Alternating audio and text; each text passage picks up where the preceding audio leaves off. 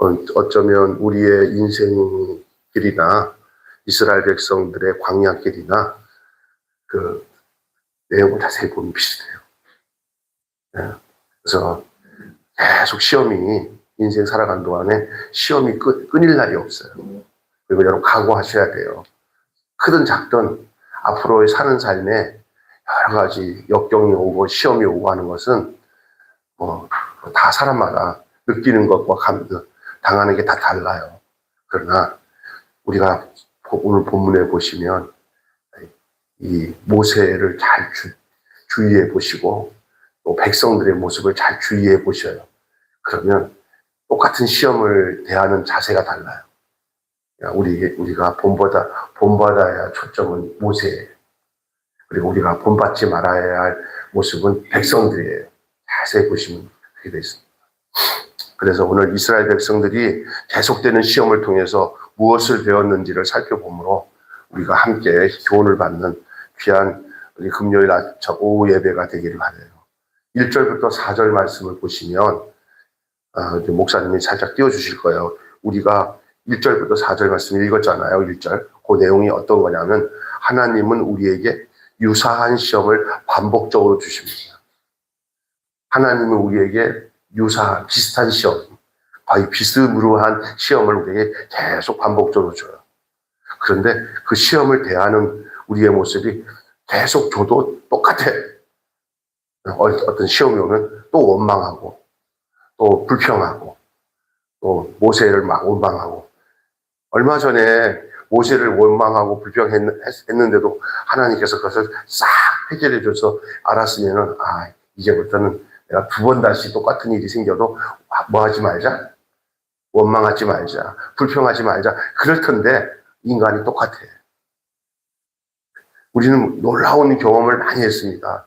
이렇게 저렇게 하나님께서 그 고비고비마다 정말 두 번 다시 이런 일이 생겨도 내가 이제는 안 당한다 하고 다 경험을 했는데도 불구하고 또 비슷한 시험이 오면 똑같이 반응한다니까. 그 인간이 그렇다니까요.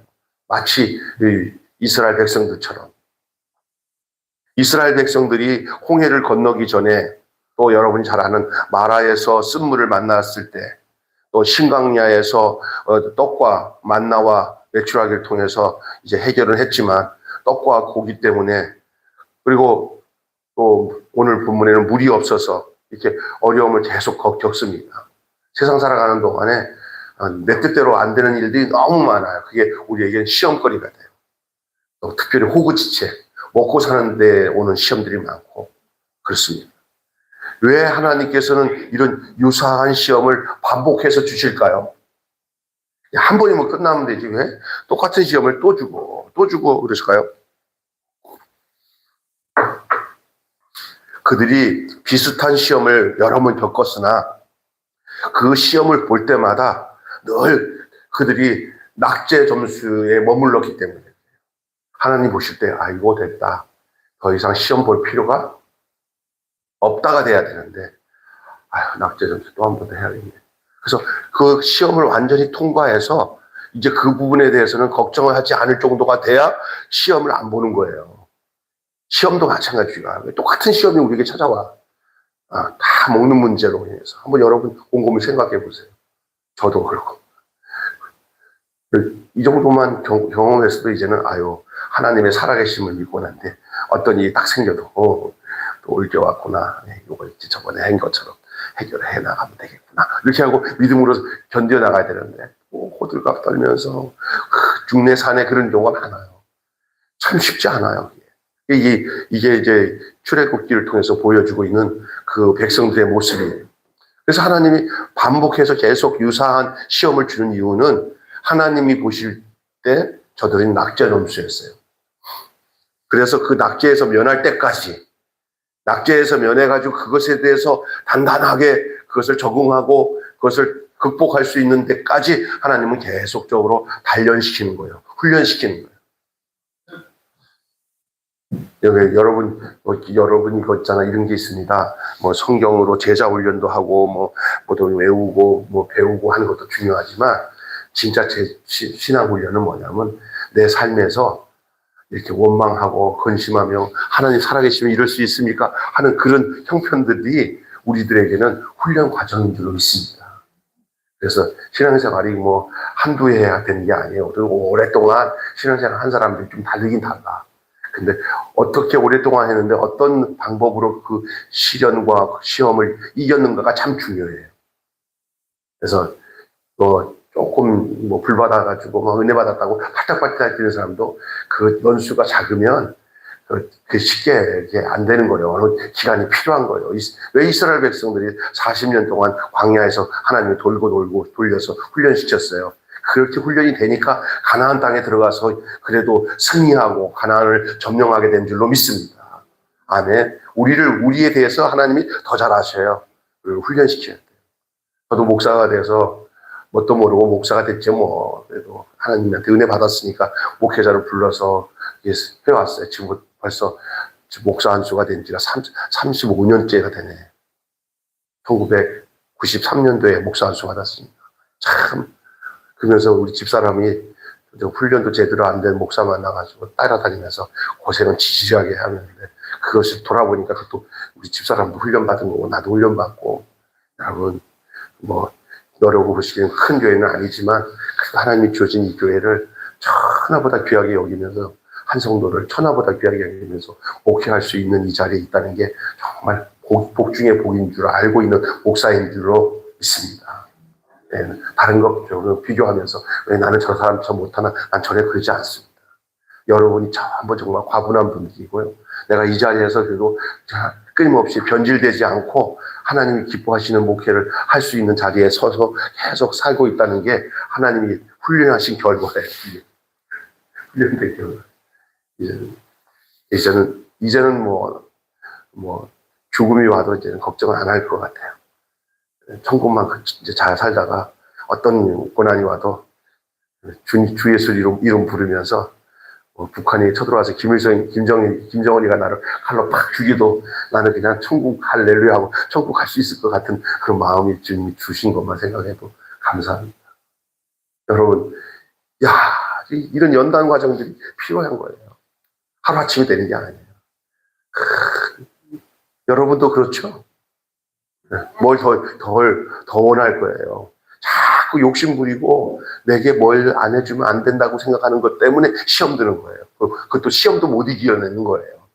그러나 그런 모든 과정 속에서도 여기까지 인도하신 하나님이 당신의 목적 가운데서 나를 여기까지 인도하시고 앞으로 내가 어떻게 가는지 나는 잘 모르지만 주의 손에 이끌려서 간다.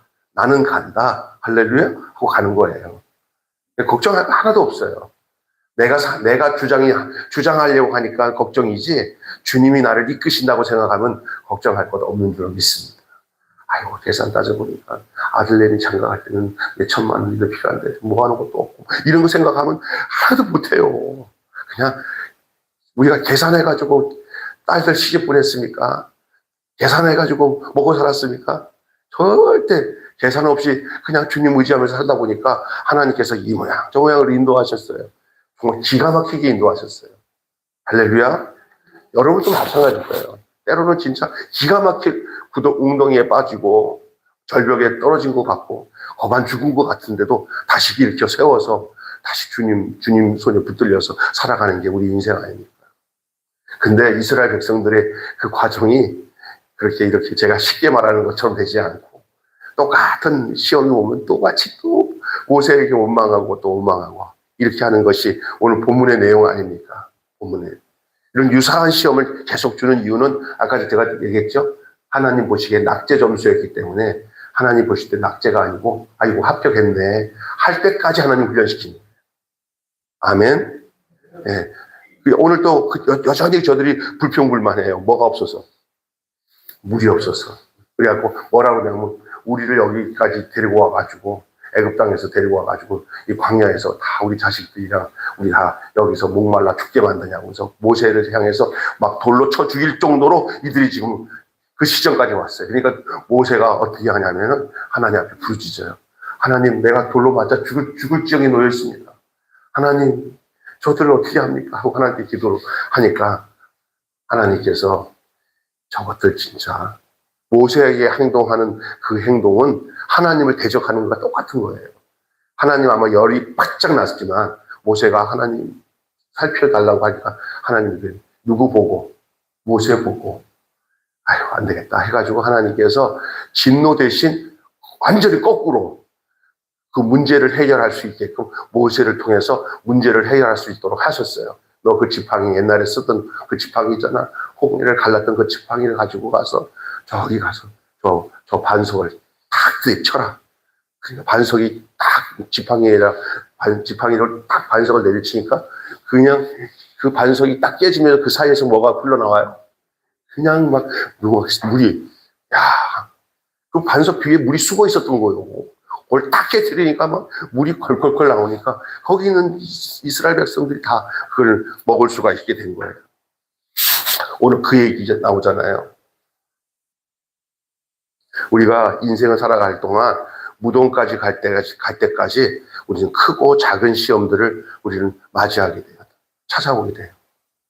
아까 예배 전에 우리 무슨 얘기가 나오는지 요양원 가야 되는 거 가지고 얘기를 하시는데 우리 권사님이 어디서 좋은 소리를 들었는지 요양원을 가면 편하다고 하는 소리를 들으니까 우리 집사님 권사님 모두 다들 요양원 가지 말라고 요양원 가지 말고 그냥 딱 여기서 건강하게 있다가 하루라도 이게 딱 자고 그냥 가는 게 낫지. 요양원 가면은 좋은 데도 있겠지만 대다수 요양원 가면 그냥 사람 취급 안 받고 그렇게 당하면 참 불행하다고 그런 얘기 하니까 그런 얘기 듣는데 기분이 이상하죠. 예. 예. 그 걱정하지 마세요. 여러분이 기도한 대로 하나님이 해주실 줄 믿습니다. 예. 그래서 건강하게 계시다가 우리 여기 지금 사실은 요양원 가셨지만 지금 후배 목사가 여기서 요양원 하는데 거기 아주 가정같이 이렇게 잘하고 계셔요. 근데 우리 여기 새벽마다 나오시던 우리 장금옥 권사님 같이 나랑 둘이 앉아가지고 아이고 우리 19살 여동생이 오셨네 그러면 나보고 25살 오빠 오셨네요 나한테 그러면서 장난치 주셔서 새벽마다 그래서 우리 둘이만 장난치는 거니까 몰래 내가 오빠하고 자기는 여동생하고 그랬어요. 우리 집사님 권사님이랑 같이 재미있게 그러면서 성경 내용 중에서 어려운 거 궁금한 거 있으면 다 얘기하고 자기가 하나님 만난 경험들을 그냥 얘기하면은 내가 그걸 그대로 얘기를 다 1:1 양육이죠. 1:1 양육으로 하면 좋아가지고 내가 참 이렇게 예수 믿고 뭐 한스럽다는 거예요. 내가 참 모지고 나쁜 생각만 하고 옛날에 이 달러돈 같은 거를 이렇게 해가지고 큰 돈을 저 강남에서 아주 큰 돈을 불리면서 이 돈을 위해서는 사람도 써가지고 막 그냥 하고 막 그런 얘기를 하시는데 안 봐도 뻔해. 그 성격을 보면 아주 옛날에 아주 보통이 아니었어. 여기 와서 눈물 벌리면서 주님 만나가지고 은혜 받고 이제는 자식도 없잖아. 우리 집사람이 완전히 딸이야. 딸도 그런 딸도 없어. 시골에 친정 엄마는 오빠들이 잘 돌보니까 여기서 우리 자식도 없는 우리 권사님을 그냥 딸처럼 생각하는 우리 딸이라고 생각하니까 진짜 막 그냥 우리 집사람 속을 막 휘어지는 행동을 많이 해요. 전화 걸면 우리 집사람 울면서 설득해. 권사님 하면서 울는 거야. 아이고 내가 보면 진짜 성품이 보통이 아니야. 근데 그 예수 믿고 난 뒤에 그 연세에 예수를 믿고 나니까 그 드러난 성품들이 이게 막 이제 거기서 이게 깨지는 거예요. 그리고 내가 몇 번씩 물어서 자기 죽어도 천국 간대 예수님 때문에. 야, 그분 큰 은혜잖아요, 그죠? 그러다가 갑자기 이제는 집에 계실 수 없어서 이제 요양원에 계시는데 지금 그 권사님 같은 경우는 그 요양원에 계신 게 참 제일 신의 한 수야. 아주 잘 돌보고 있고요. 편해요. 집사람이 가끔 가다 보면 아이고 다행이다. 이렇게. 그러나 우리 다른 권사님들은 웬만하면 요양원까지 안 가고 90세, 100세까지 집에서 잘 건강하게 새벽 기도도 드리고까지 가다가 한 이틀이나 3일 그냥 아이고 힘이 빠져서 못 가겠네 하다가 주여 하고 천국 가시기를 바랍니다. 아멘. 얼마 전에 우리 목사님 어머님이 101살에 돌아가셨는데 이틀 전까지 새벽 기도 지팡이 지고 가서 예배 드리고 집에 가서 또 자는데 권사님 안 오셔 했더니 힘이 빠져서 못 가 그러더래요. 그러더니 아픈데 없고요 그랬더니 아니 그냥 졸려 그러시더래요. 졸립대요. 그러더니 그 다음날 갔더니 그냥 곱게 주무시면서 갔어요. 할렐루야. 야 선배님 어머니 복 받으셨네요. 그렇게 기도했대. 할렐루야. 우리 권사님 그렇게 기도하세요. 102살까지. 우리가 남은 생에 뭐 더 이상 이제 걱정할 거 없어. 그냥 주님 의지하면 되는데, 살다 보니까, 시험도 보니까 미련이 많고 세상 것들에 대한 것들이 많이 산적되면 시험이 많이 와요. 그냥 복잡하면 시험이 많아지더라고요. 그냥 보니까 이게 내려놓는 거. 내려놓는 게 중요한 것 같다는 생각이 듭니다. 이 모세는요, 일찌감치 하나님이 애굽에서 자기들을 인도할 때부터 모세는 좀 달랐던 게 뭐냐면 지도자이기 때문에 그런 것일 수도 있겠지만 모세는 출애굽하는 모든 과정과 저 가나안 땅에 가는 모든 과정은 그 주도를 우리가 하는 게 아니라 누가 한다. 그걸 믿었던 거예요. 여러분, 여러분이 예수 믿고 구원받아 천국 갈 수 있는 천국 가는 시민이고 하나님의 자녀라고 생각하면요. 여러분, 하나님을 신뢰하십시오. 예. 어떤 시련과 어려움은 그분에 대한 신뢰의 문제에서 결정됩니다. 아멘. 이게 하나님이 뭐 너의 인생을 책임진다는 것들을 분명히 믿으면 자기 생각으로 이렇게 다른 주머니 차고 이렇게 인간적으로 막 이렇게 세상 사람들이 이렇게 돈을 투자해서 돈을 모으고 또 땅도 사갖고 뭐하고 하고 이 땅에다 뭘 재어놓는 일들을 인위적으로 하지 않습니다. 어쩌다가 하나님이 인도하시면 몰라도 자기 생각 속에서 그거를 계획하거나 하지 않습니다. 왜냐하면 내 모든 것, 천국이 제일 본향인데 그게 본향을 가는데 여기다가 더 이상 뭐 어느 정거장에다 더 모아놓을 필요도 없는 거예요. 갈 곳이 거기니까. 제가 그 생각을 하게 된 거예요. 저 이렇게 여러 목사님들 뭐 이렇게 보니까 제 동창들이나 친구들 중에 한 뭐 500명, 1000명 이렇게 모이는 친구들이 꽤 돼요. 모였어. 근데 나는 개척교회 같이 조그만 교회 이렇게 하고 있잖아요.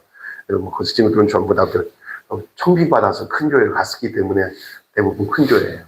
저는 청빙을 못 받고 개척을 하는 사람이 갔어요. 그런 이렇게 보니까 교회 안에 자산도 많고 자기 이거 뭐 하고 뭐 했더니 돈을 얼마 모아고 다 계산했더니 야 나는 먹고 사는데 이제 문제 없어 이제 은퇴하고 나면 어떻게 뭐 이런 계획이 다 얘기를 해. 나는 거기서 다 앉아가지고 찬물만 마시면서 꼴딱 하다가 걱정되네 하고 집에 왔어. 굉장히 기분이 이상하더라고요.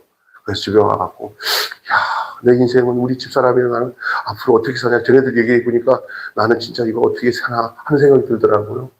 따져보니까 한 달에 우리들이 다 이렇게 나라에서 받는 거 따져니까 나 40만 원, 우리 집사람 40만 원 그 이상 안 돼.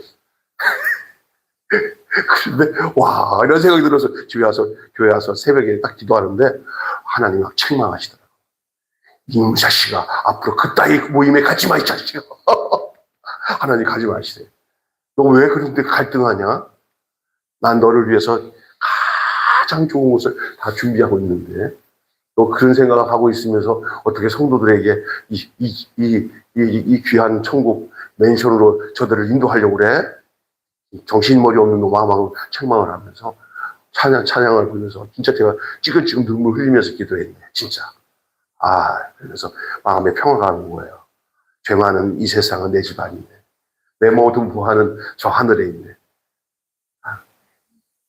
아마 제가 이제 예를 들어서 이렇게 잘 청빙 받아가지고 청빙에 성공해가지고 한 2,000명, 3,000명 교회 부인 갔었으면 제가 꽤 큰 교회 수석 부목으로 오래 서 있었잖아요. 여기 오기 전에 다들 우리 외삼촌도 야 어떻게 이걸 개척하러 가냐? 다들 이상한 목사도 그렇고 어디도 다 갔는데 너는 네가 1순위 아니야 1순위인데 안 되는 거 어떻게 해? 하나님 막으시는 거.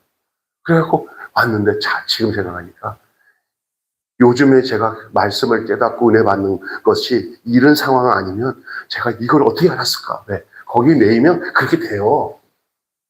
제가 지금 갖고 있는 내 마음에 있는 은혜의 그 내용을 어떻게 내가 이거를 소유할 수 있을까 하면 생각해 보니까 죄송하긴 해요. 우리 집사람이 나 때문에 고생한 거지. 거기라면 사모님 하면서 그냥 뭐 여러 목사 있으니까 좋았을 거 아니에요. 그런데 고생스럽죠. 그러나 제가 요즘에 보는 우리 집사람의 모습은 저랑 똑같은 생각을 갖고 있어요.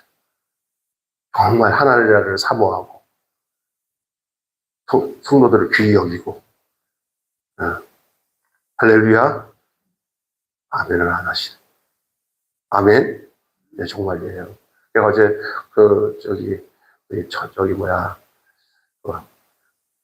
경찰서 우리나라에서 경찰서 선교에 가장 핵심 되는 사람들 모임이 모였어요. 그래서 어차피 저한테 설교를 하라고 그래서 설교를 하는 가운데 제가 그냥 굉장히 중요한 얘기들을 그분들에게 나눴어요. 이 세상에 살아가는 동안에 가장 큰 유혹이 뭐냐면 비우지 못하는 데서 오는 유혹이에요. 비우지 못하는 거예요. 바울이 위대한 게 뭔지 아세요? 바울이 왜 위대한 사도가 된지 아세요? 바울은 내게 능력 주시는 자 안에서 모든 것을 할 수 있는 사람이 된 거예요. 그게 뭔지 아세요? 사역을 잘하기 위해서 하나님 능력 주셔서 하는 그게 아니되니까요. 바울의 그 능력이 뭐냐면 빈궁에도 처할 줄 알고 빈핍에도 처할 줄 알고 풍부에도 처할 줄 알고 그에 대해서 일체의 비결을 배웠노라. 그리고 내게 능력 주신 자 안에서라고 했어요. 바울의 능력은 뭐냐면요. 이 세상의 모든 것을 다 비우는 데 있어요. 비우는 데. 욕심을 버리는데. 욕심을 버리는 데서 그에게 능력이 있는 거예요. 가장 능력이 있는 사람이 뭐냐면요. 욕심 버리는 게 능력이에요. 아멘. 목회자들이 전부 다 능력 있게 외형적으로 크다가 마지막에 꼬꾸라지는 것들이 대부분 뭐냐면 그 욕심을 못 버리는 데서부터 원로가 돼서도 욕심을 못 버리는 데서부터 망가지더라고요. 제가 보니까. 세상적인 탐욕도 생기고 정욕도 생기고 욕심을 버려야 돼요. 욕심을 버리는 데서부터 하나님이 주시는 메시지가 생명이 거기에 반석에서 샘물나는 역사가 욕심을 버리는 데서 생기는 줄 믿습니다. 아멘. 시련이 와도 걱정 없어요. 욕심이 없으니까 시련이 와도 걱정이 없는 거예요. 이 세상에 대한 욕심이 많으면 여러 가지 시험이 오면 아까 전에 내가 갈등하는 것처럼 있잖아요. 나는 왜 이런가 하는 생각을 하잖아요. 근데 세상에 대한 욕심을 다 버리고 나면은 그런 데서 이겨내는 거예요. 이 모세는 바로 이 부분에 대해서 백성들과의 차이가 달랐어요. 야, 하나님이 다 뭐한다? 책임진다. 여기까지 왔는데 또 어떤 시련이 오더라도 하나님이 책임지셔서 해결된다는 이 생각은 이 모세에게는 아주 고정적으로 갖고 있는 생각이었어요. 그렇기 때문에 지도자로서 백성들의 원망을 다 감내하고 하나님께 나가 쇼부를 본 거예요. 기도를 하면 하나님이 모세의 기도를 들으시고 응답해 주신 역사를 보게 되는 것입니다. 아멘. 여러분, 시험을 당할 때 힘겹게 통과하는 사람도 있고 또 시험을 당할 때 그냥 낙제가 되는 사람도 있고요. 시험을 통과할 때 아주 가볍게 통과하는 사람이 있어요. 시험을 누구에게나 어떤 사람에게나 이 세상 살아가는 동안에 다 시험과 시련 앞에는 힘들어합니다. 그런데 야고보서에 이 놀라운 해답이 나와요. 너희가 여러 가지 시험을 만나거든 온전히 뭐하게 여겨라? 기쁘게 여겨라. 그 이유가 뭐냐? 이는 너희가 그 시련 앞에서 너희를 하나님이 구비하여서 온전한 사람을 만들기 위한 방법이다. 시련을 많이 겪으면서 그 안에서 진짜 믿음이 거기서 만들어지는 줄로 믿습니다. 그게 야고보서의 1장에 나오는 내용이에요. 나는 이 야고보서의 1장에 나오는 이 내용을 이스라엘 백성들에게 접목을 시켜보니까 두 종류의 사람이 있어요. 백성들과 모세. 모세는 아주 시험이 와도 다음 코스는 이거구나 하고 그걸 잘 아는 거예요. 받아들이는 거예요. 힘들어요. 여러분이 그래서 어떤 사람은 기도할 때 하나님 시험에 들지 않게 해주시고 시험을 없게 해주세요 이렇게 얘기를 해요. 그런데 시험은 어느 누구나 오는 거예요. 그래서 예수님도 너희가 환난을 당하나 담대하라. 내가 세상을 이겨노라. 그리고 시험을 당하지 않을 수는 없으나 그러나 그 시험을 모든 믿는 자들은 예수님 안에 있는 자는 그 시험을 언제든지 누구든지 그걸 통과하고 그걸 견디고 그걸 이겨야 되는 것은 다 당연한 사실이에요. 이 땅의 육신을 가지고 살아가면서 시련 없고 시험 없이 산다는 생각은 일단 버리세요. 당연히 시험을 이겨내고 견딜 수 있는 것을 준비할 수 있도록 도와달라고 우리 하나님 기도하며 또 한 가지는 누구든지 하나님께서 우리에게 시험을 당할 때 우리가 거기에 대해서 걱정하거나 근심하지 말라는 거예요. 왜 그러냐? 하나님이 시험을 당할 때 우리가 피할 길도 주시고 또 그 시험을 능히 감당하게 하실 뿐만 아니라 감당하지 못할 때는 피할 길도 주신다. 할렐루야. 네, 그렇게 말씀하고 있습니다. 너무 힘들어서 이제 육신이 병들어 버리고 또 영혼이 지칠 대로 지쳐서 신앙마저 오락가락하는 사람들도 시험 앞에 있을 수 있어요. 그때 목회하는 목사들은 가서 이렇게 보면은 의외로 그런 시련 앞에서 도리어 위로를 주고, 야, 정말 예수님 붙들고 그 어려움을 이겨내네. 죽음 앞에서도 신앙이 흔들지도 않네. 야, 다른 사람들이 그 모습을 보면서, 야, 시험을 이기는 저 집사님, 권사님 그 모습에 보면서 다른 사람들이 큰 용기와 힘을 얻는 경우도 있지만 어떤 경우는 가갖고, 아유, 큰일 났다. 그 집에 또 시험 들었대. 안 그래도 얼마 전에도 중내성내 교회 나오네 안 나오네 뭐 하나님까지 원망하면 난리치는데 이번에 어떨까 가보면은 정말 힘드는 경우가 있잖아요. 그런 사람들도 있어요. 시련 앞에서 여러분이 미리 이 시련의 주도권을 하나님이 가지고 계신 걸 믿고 전적으로 있잖아요. 우리 자신에 대해서 그 시련 앞에서 우리 힘으로 되는 게 아니라 하나님께서 다 책임진다고 하시는 하나님에 대한 전적인 신뢰를 잃어버리지 않으시기를 바랍니다. 안 좋은 일이 있어도 하나님이 계획이 계시다. 그렇게 생각해야지. 그거 가지고 막 중내산에 그런 사람 많아요. 시험, 제가 어릴 때도 신앙생활 하면서 우리 어머니가 구역장으로 이렇게 있을 때 구역 식구들 있잖아요. 잘 알잖아요.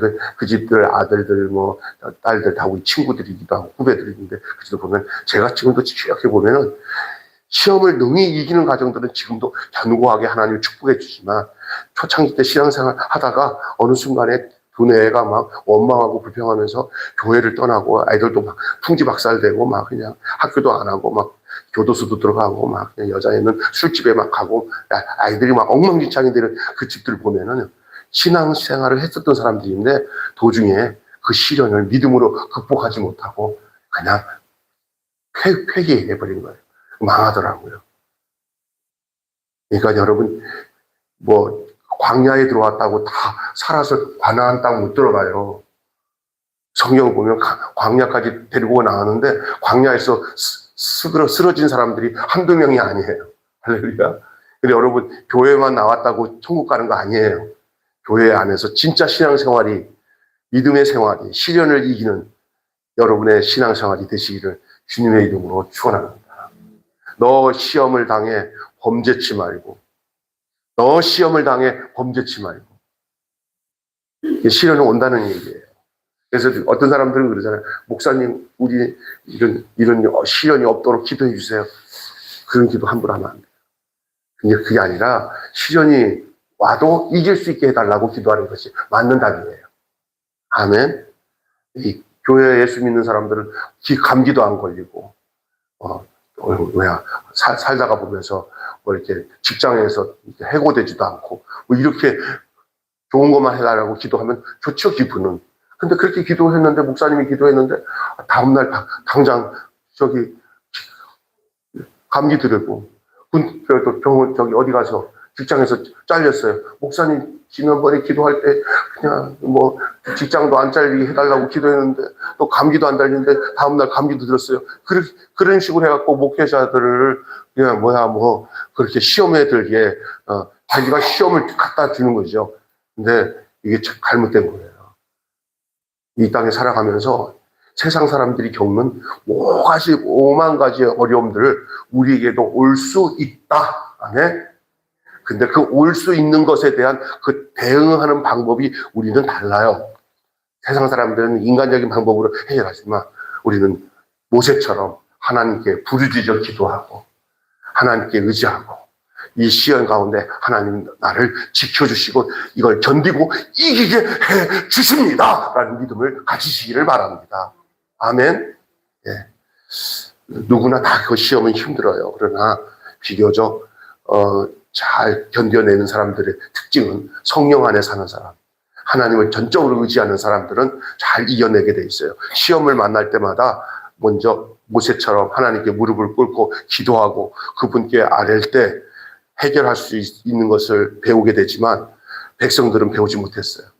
모세처럼 시련이 왔을 때 하나님 앞에 나가 기도하는 여러분 되시길 바랍니다. 아멘. 하나님은 우리에게도 우리가 시험을 잘 치를 수 있을 때까지 여러 가지 모양으로 비슷한 시험을 줄 수 있다는 것을 기억하라고 오늘 처음에 얘기하는 거예요. 우리가 시험을 주는 것은 우리를 나쁘게 하기 위한 거 아니에요. 우리를 더 단단하게 하기 위해서 우리가 기뻐해야 돼요. 시험이 오거든 기쁘게 여기라는 것이 우리가 조금도 부족함이 없도록. 근데 그 야고보서 이런 얘기 하잖아요. 근데 시험을 당할 때 기쁘게 여기는데 기쁘게 여기는 이유는 우리를 온전하게 한다는 거예요. 그런데 그 다음 절에 뭐라고 되냐면 너희가 시험을 당할 때 구할 것이 있다고 했어요. 따라갑시다. 지혜를 구하라. 네. 그래서 야고보서에 너희가 시험을 당할 때 뭐를 구하라? 지혜. 그 지혜가 뭐냐? 예수님이에요. 시험을 당할 때 나를 위해서 십자가에서 지신 예수님을 기억하고 예수님의 시련의 과정을 생각하면은 우리가 그걸 못 이겨낼 사람이 없어요. 우리를 능히 이기도록 하시는 분이 지혜의 근원이신 예수님지로 믿습니다. 아멘. 저는 우리 집사람을 가장 얘기하다 보면은 어떤 이렇게 어려운 얘기하면은 우리 집사람은 딱 하는 얘기가 있어요. 뭐냐면 예수님이 우리에게 한 것을 생각하면 우리가 뭘 못하겠냐. 요게 늘 우리 집사람이 하는 얘기예요. 아멘. 예수님이 해답인 줄 믿습니다. 네. 두 번째 하고 마칠 겁니다. 오늘 끝나면 짧아요. 보면 두 번째 한번 읽어볼까요? 시작. 하나님은 은혜의 하나님이신 것을 우리에게 보여주십니다.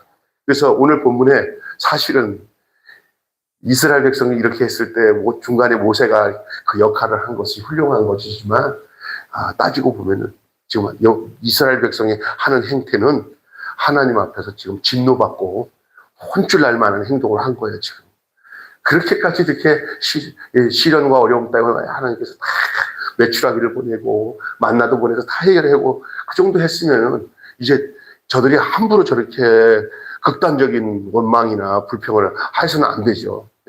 정말 하나님 앞에서 모세만 아니었으면 그냥 혼쭐 날 뻔했어요. 지금 오늘 본문 내용을 보시면 모세가 하나님께 기도하니까 하나님이 그냥 마음을 확 바꾸셨어요. 모세의 기도를 들으시고 하나님 확 바꾸셨어요. 진노 대신 더 큰 은혜로 역사를 하셨어요. 여러분이 얼마나 중요한지 아세요? 여러분 지도자가 얼마나 중요한지 아세요? 진노를 하나님의 은혜로 바꿀 수 있도록 이 터닝 시킬 수 있는 게 바꿔낼 수 있는 힘이 영적 지도자에게 있는 줄로 믿습니다. 이 모세가 그런 역할을 하는 거예요. 그래갖고 하나님께 기도했더니 하나님이 모세의 그 기특한 기도를 통해서 하나님이 그래 자기들이 목마르니까 일단은 목마른 것을 어떻게 하자? 반석에서 샘물을 터뜨리듯이 밤석에서 터뜨려서 샘물 나게 하십니다. 이것은 은혜의 하나님이신 것을 우리에게 보여주신 거예요. 진노 중에서도 긍휼을 베푸시고 진노 중에서도 은혜를 베푸시는 하나님. 할렐루야. 진노를 먼저 안 하시고 다시 한번 은혜를 베푸셔요. 그리고 반석에서 샘물을 내셔요. 이스라엘 백성은 많은 기적을 체험해 왔잖아요. 그러나 끊임없이 체험한 만큼 끊임없이 또 불평을 했어요. 체험하고 불평하고 체험하고도 불평하고 이게 반복적으로 했어요. 기회만 되면 지도자를 원망했어요. 하나님의 능력에 대해서도 믿음이 별로였어요. 징계를 받아야 마땅한 사람들이 이스라엘 백성들이었습니다. 그러나 하나님은 반석을 쳐서 물을 콸콸 나게 하심으로써 그 물로 백성들의 목마름을 채우시는 전혀 다른 방식으로 그들에게 대하셨어요. 그게 하나님의 은혜인 줄로 믿습니다. 아멘. 그들은 하나님의 이러한 은혜를 받을 만한 아무런 자격이 없었으나 하나님은 이 놀라운 은혜를 가지고 그들을 대해 주셨어요. 오늘 우리가 돌아가 보면은 정말 받을 수 없고 도리어 하나님 앞에서 용서를 받을 수도 없고 하나님 앞에서 진노의 대상인 수밖에 없는 우리에게 하나님은 더 큰 은혜로 그것을 되갚아 주시는 하나님의 은혜를 생각할 때가 한두 번이 아니에요.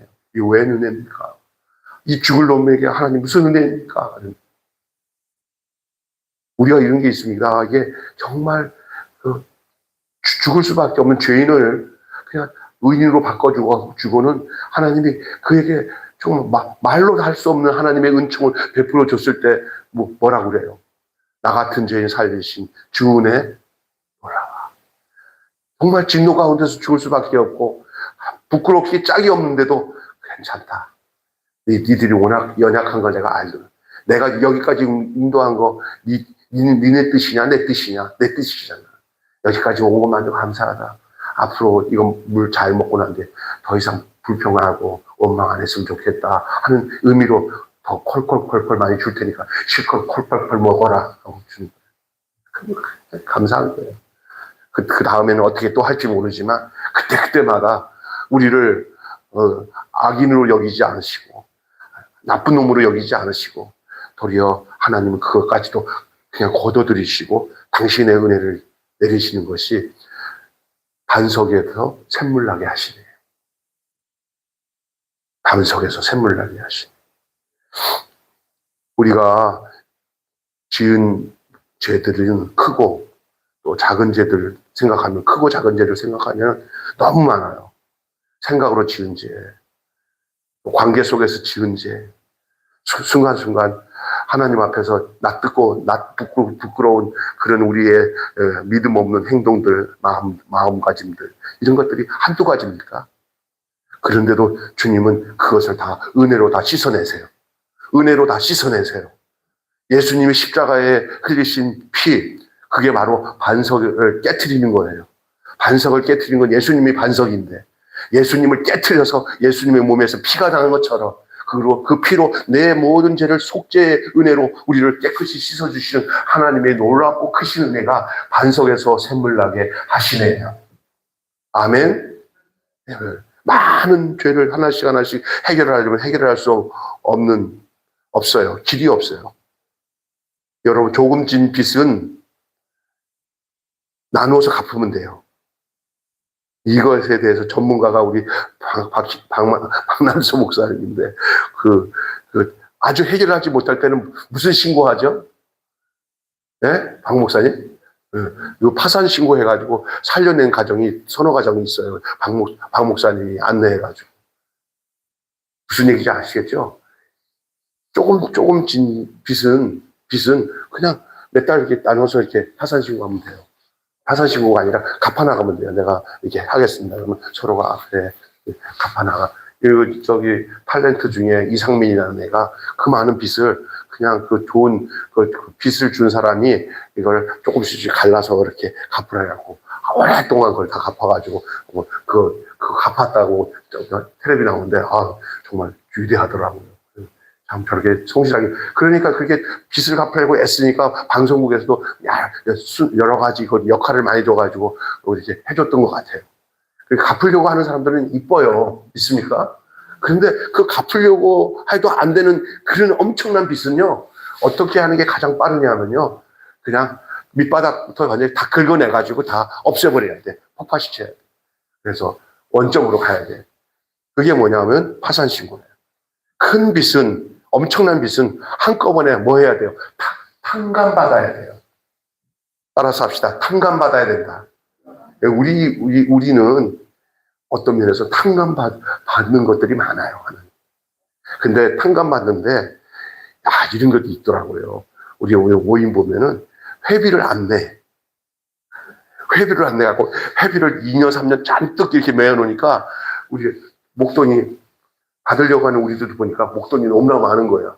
그러니까 그 목사님이 아유, 나 여기 못 있어. 나 탈퇴해야 될 것 같아. 그러니까 아유, 안 되겠다. 우리 이거 뭐 하자? 그 목돈이지만 그냥 3분의 1만 내고 없어도 거나 탕감하자 그랬더니 다른 사람들이 어떤 말을 하냐면 나도 앞으로 그래야 돼. 나도 앞으로 그래야 되겠어. 그럼 안 좋은 설레죠. 안 돼. 나는 그렇게 생각합니다. 그런 나쁜 생각 가지고 그런 의도로 가지고 나중에 그렇게 다른 사람들에게도 그렇게 유도하는 것은 저는 정말 아주 악한 것 중에 악한 거라고 생각해요. 어쩌다가 모르게 그렇게 쌓인 것을 할 수 있겠지만 그거를 습관적으로 또 매년마다 아이고 저 사람 또 옛날에 또 탕감 받은 것처럼 또 지금 쌓이기 시작하네. 그런데 어디 가서 있잖아요. 그 외국에 가서 뭐 있잖아요. 물건 사는 데는 제일 많이 사가. 야, 저렇게 막 사들이려고 가면 그 매달 2만 원, 3만 원 내는 걸 제대로 내지? 하는데 안 내. 그러다가 때가 돼갖고 3년, 2년 지나면은 또 탕감 대상이 돼가지고 탕감해줘요. 이러네. 나는 그 사람 안 미워하고 싶은데 막 미워. 너무 미워. 하나님 나 안 미워해. 이러는데 미워질지. 나한테 하나님이 왜 야, 병수야 나도 미워. 여러분 이게 굉장히 안 좋은 거예요. 하나님 앞에서의 관계 속에서도 하나님 앞에서 나는 이건 아니라고 봐요. 그래서 여러분 늘 경건 생활을 이렇게 묵어놓고 하지 마시고 그냥 늘 하루의 은혜를 그대로 아침에 그렇게 하셔야 됩니다. 엄청난 빚을 한꺼번에 탕감받지 않고서는 살 길이 없어요. 하나님의 진노가 이스라엘 백성 위에 임해야 마땅했으나 하나님은 하루를 천년같이 인내하시고 오늘 우리를 향해서도 그렇게 하십니다. 그들에게 징계를 쏟아붓는 대신에 반석에 물이 나오게 하여서 백성들을 만족하게 하셨어요. 우리가 그것이 은혜예요. 여러분 찬송가 나의 반석에서 원하게 하시네? 이것이 무슨 내용인지 모르고 찬양했다면 조금 있다가 우리 한번 같이 부르실 때 나의 앞에 반석에서 샘물 나게 하시네가 이런 이유구나 라는 것을 생각하면 한번 우리 목사님께서 반주해 주시면 불렀으면 좋겠어요. 나의 갈 길 다가도록 그랬으면 좋겠습니다. 목사님 좀 나와 주시고요. 이렇게 해주시고 우리를 위해서 피 한 방울 아끼지 않고 흘려서 또 물 한 방울까지 다 쏟아놓으신 하나님의 사랑과 은혜를 우리에게 보여주신 것이 오늘 반석에서 샘물 나게 하시는 하나님의 은혜입니다. 이것이 이스라엘 백성뿐만 아니고 오늘 여기 있는 우리 모든 사람을 위해서도 마찬가지의 하나님의 은혜인 줄로 믿습니다. 오늘 우리가 그 은혜 가지고 사는 거예요. 아까 전에 나의 갈 길 다가도록 몇 장이죠? 불러놓고 400이 아니라 380 예? 388이요? 384? 예, 맞아요. 384요. 예. 그 중에 2절을 보시면 나의 갈 길 다가도록 예수 인도하시니 어려운 일 당할 때도 뭐하네? 족한 은혜 주시네. 나는 심히 고단하고 매우 가라나 나의 앞에 반석에서 원하게 하시네. 샘을 나게 하시네. 하나님의 은혜입니다. 나의 갈 길 다가도록 예수 인도하시니 내 주 안에 있는 긍휼 어찌 올심하리요. 믿음으로 사는 자는 하늘 위로 받겠네. 무슨 일을 만나든지 만사형통하리라. 무슨 일을 만나든지 만사 형통하리라. 나의 갈 길 다가도록 예수 인도하시니 어려운 일 당한 때도 족하는 내 주시네. 나는 심히 고단하고 영원 매우 알았다. 나의 앞에 반석에서 샘물 나게 하시네. 나의 앞에 반석에서 샘물 나게 하시네. 나의 갈 길 다가도록 예수 인도하시니 그의 사랑 어찌 큰지 말로 할 수 없도다. 성령 감화 받은 영원 하늘나라 갈 때에 영영 부를 나의 찬송 예수 인도하셨네. 영영 부를 나의 찬송 예수 인도하셨네. 아멘. 아멘. 주기도문으로 마치겠습니다. 하늘에 계신 우리 아버지의 이름을 거룩하게 하옵시며 아버지의 나라가 오게 하시며 아버지의 뜻이 하늘에서와 같이 땅에서도 이루어지게 하소서.